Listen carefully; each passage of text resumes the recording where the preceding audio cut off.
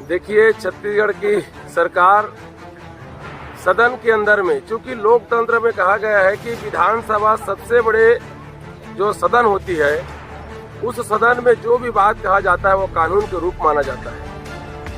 चुने हुई सरकार की तरफ से अगर कोई बात वहां पर घोषणा कर दे तो स्वयं कानून बना जाता है और उसके आधार पर उसको कानून करके उसको फॉलो किया जाता है। आप देखे होंगे कि छत्तीसगढ़ की सदन में इस प्रदेश की सरकार वहां पर घोषणा करते हैं कि जो गरीब आदमी है वो गरीब आदमी को रेत फ्री में दिया जाएगा, उनसे किसी प्रकार से कोई रॉयल्टी नहीं लिया जाएगा, ट्रैक्टर से अगर स्वयं लाता है तो उसको कहीं पर रोक टोक नहीं किया जाएगा। इस प्रकार से घोषणा किया जाता है।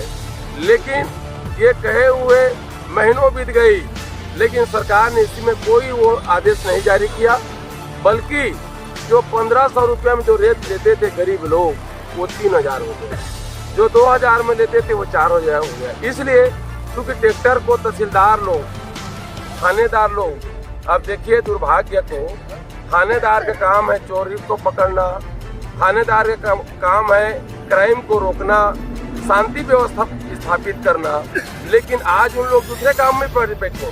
कोई गरीब आदमी मोटरसाइकिल में जा रहा है, उसको रोका करके उससे पैसा लेना, उसके बाद में कोई गरीब आदमी ट्रैक्टर में कहीं पे जा रहा है रेत लेके या अपने परिवार के साथ उसको कहीं पर, उसको रोकवा करके उससे पैसा लेना।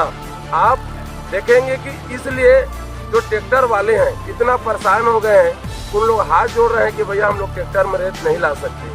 तो गरीब आदमी को लेना भी है तो वो कह रहे हैं कि भैया 2000 की जगह हम 4000 ले लो, लेकिन हमको ला दो।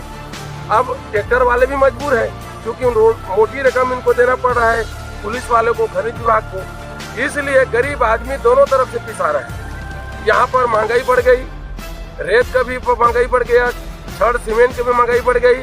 तो आपके माध्यम से जितने गरीब लोग छत्तीसगढ़ के लोग देख रहे हैं उनको मैं कहना चाहता हूँ, बताइए मेरे भाइयों, अगर सदन में घोषणा किया है गरीब को रेत को फ्री में दूंगा तो इनको देना चाहिए कि नहीं देना चाहिए, या फिर इस सरकार को माफी मांगना चाहिए कि मैंने कहा दिया, मेरे से भूल हो गया, मैं गरीबों को नहीं दे सकता, मेरा रेत, छत्तीसगढ़ का रेत, आप जिस गांव में रहते हैं उस गांव का नदी का रेत गरीब का हक नहीं है, ये उद्योगपति को जाएगा, ऐसा कहकर उनको माफी मांगना चाहिए। इसलिए हम सरकार को आगाह करने के लिए बैठे हैं कि गरीब को सताना बंद करो।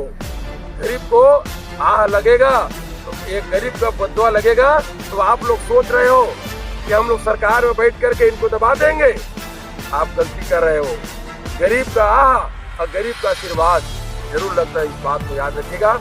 इसलिए हमारा अभी 60 घंटा हो गया हमारा अनशन, इसमें सरकार की तरफ से कोई जवाब नहीं आ रही है, क्योंकि उनको जवाब ही नहीं दे सकते। यह तो वो कहे कि हम लोग घोषणा कर दिए थे हम रेत नहीं दे सकते करके माफी मांग ले कि रेत हम लोग उद्योगपति को देंगे, ऐसा करके तो कौन सबूत से बोलेंगे। इसलिए इनके चेहरे को समझ गए कि गरीब का नहीं है, ये उद्योगपति का आदमी है। इसलिए आज हम आपके माध्यम से कहना चाहते हैं कि हमारे मांग को माने, गरीब को उनके अधिकार जो बोल दिए उसको दे दे। रेत को दे देगा तो कौन से हमारा आपका जो है विश्वदेश आय का जो है पूरा खजाना सिरा जाएगा। गरीब, आप उन्हीं के वोट से मुख्यमंत्री बने हो, ये नरेंद्र मोदी उन्हीं के वोट से प्रधानमंत्री बने हैं। यहाँ पर 11 लोकसभा में 10 सीट उनको जीते हैं।